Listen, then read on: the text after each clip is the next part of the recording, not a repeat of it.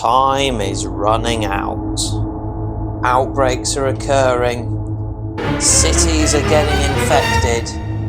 And you're just about ready to give up. But what if I told you that you can still win? That's right, you too can become slightly better at the board game pandemic. Welcome back to Board Game Bananas, and here are my 5 tips on how to win. My first tip is to use the roll cards to their absolute fullest potential. In Pandemic, there are 7 roles, all of which have various special abilities which can help you win the game. The thing is, when we play board games these days, we're not so used to having roles be as essential as they are in the game of Pandemic. We're used to roles that maybe, you might use your special power once or even twice during the game, if at all even. And the roles are usually, in most games, just there as a bit of added fun for a bit of extra replayability to give yourself a bit of a challenge next time.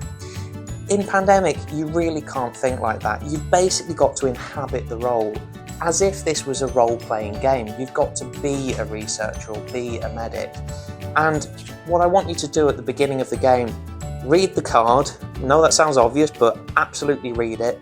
And then when it's your turn, I want you to be thinking, how can I use my powers to best benefit the whole team?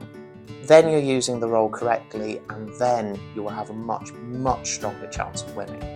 Simply put, in Pandemic, do not ignore the role cards. They are absolutely essential. My second tip for how to win at Pandemic is to cooperate. That might sound obvious, but yet here we are.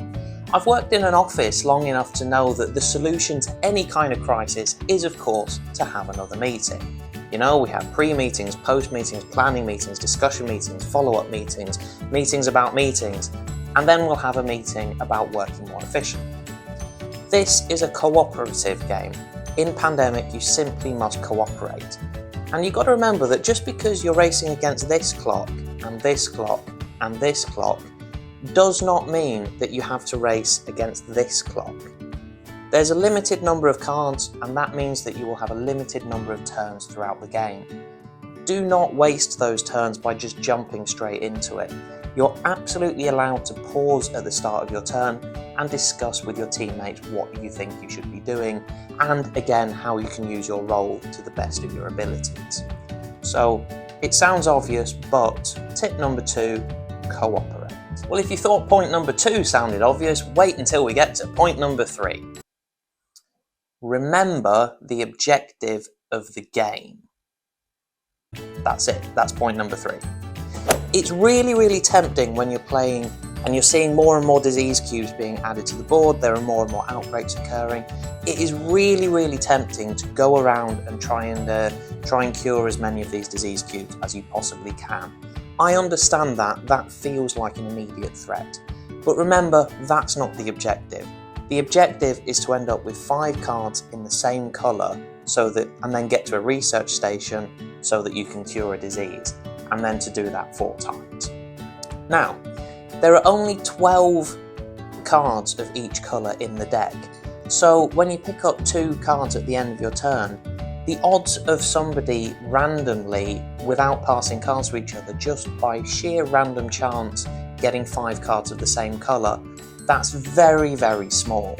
And then when you consider that you have to do it 4 times, once for each colour, we're talking about astronomically small probabilities here. So, in order to win, you have to pass some cards to each other, right? That is the only way you're going to get there. Again, going back to point 2, cooperate. But the thing is, the rules in Pandemic for passing cards to each other are relatively restrictive. You have to both be in the same city, and even then you can only pass the card corresponding to the city that you're in, unless, of course, one of you is the researcher. So in order to do that, in order to make that trade happen, it takes a couple of action points to get there. So what I'm trying to say in a very long-winded, roundabout way is, instead of using your actions to cure 1 disease cube or 2 disease cubes in certain cities, unless of course they're very much problem areas, you would be far better suited to use those actions to get closer to your teammates, where you can pass somebody a card. And then somebody can get 5 cards, and then you can cure a disease, because that is the objective. Cities with 1 or 2 disease cubes are not a huge risk. Ignore them, move on, don't waste your action points doing that. Focus on giving each other cards. Essentially, it boils down to this game is about passing cards back and forward to each other.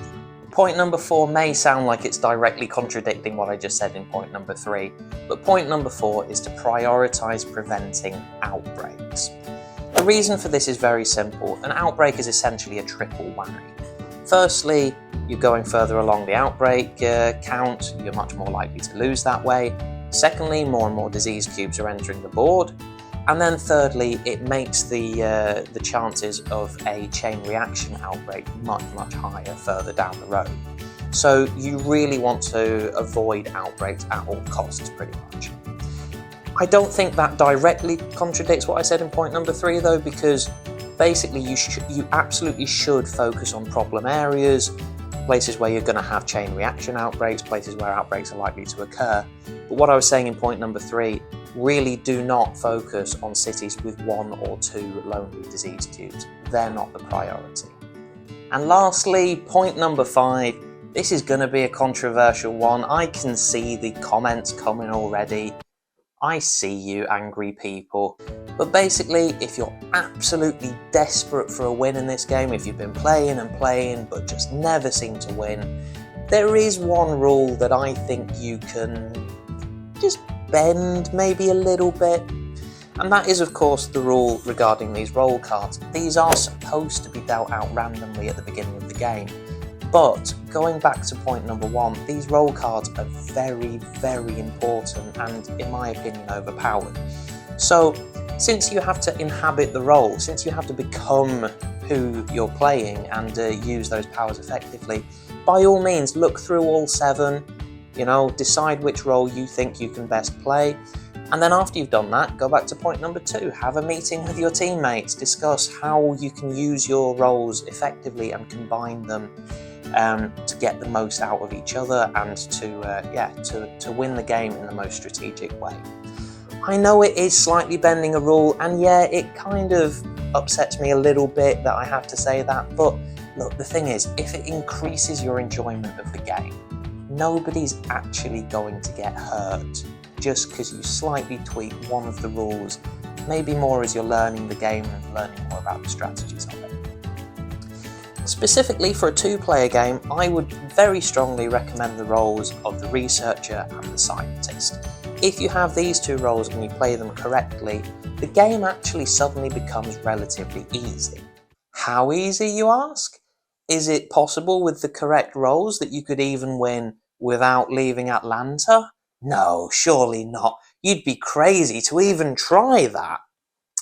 Well, I guess you'll have to subscribe and come back to my video next week to find out.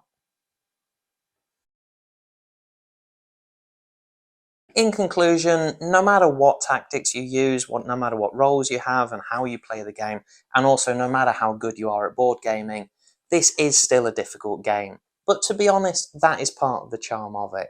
It is nice having a game that is relatively difficult when you follow the rules to the letter. But yeah, I'd love to know what you think. If any of these 5 tips are something that might help you, I'd really love to know down below in the comments. Yeah, but if not, if you made it this far into the video, please give me a like if you haven't already.